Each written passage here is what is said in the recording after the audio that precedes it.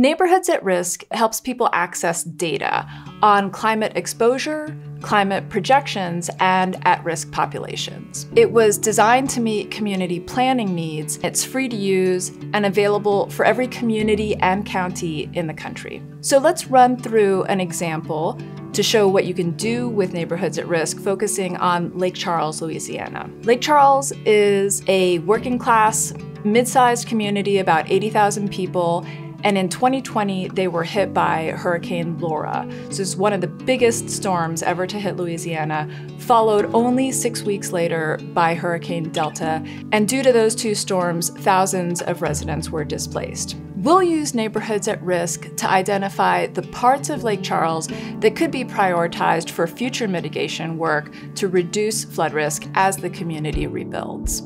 Neighborhoods at Risk automatically shows in blue the census tracts that have greater vulnerability to climate change. There's a summary sentence at the top of the map that describes the number of census tracts that have greater vulnerabilities than the community median. And your top 3 vulnerabilities are shown on the left. So for example, Lake Charles has more housing units that are rentals, more people of color and Hispanics, and more families in poverty than other US communities. The map is completely customizable. So the characteristics on the left side of your screen are actually map filters. And as you set them to higher values, you'll see only those census tracts that meet your criteria. For example, here I'm asking the map to show me only those census tracts where more than 30% of families live in poverty. And here I'm asking the map to show me those census tracts that also have a high probability of flooding during hurricanes. Let's say that I'm trying to prioritize mitigation work in neighborhoods that have fewer options for evacuation, and I want to see on the map where there are large numbers of households with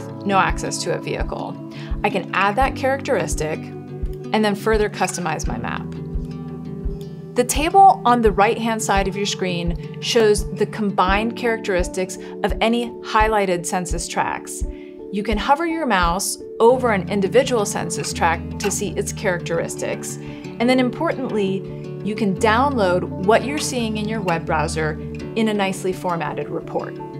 Now that you have your map, data, and report showing where there's both greater exposure and more socioeconomic vulnerability, you can share that information with your elected officials and others in your community that are involved in prioritizing mitigation work.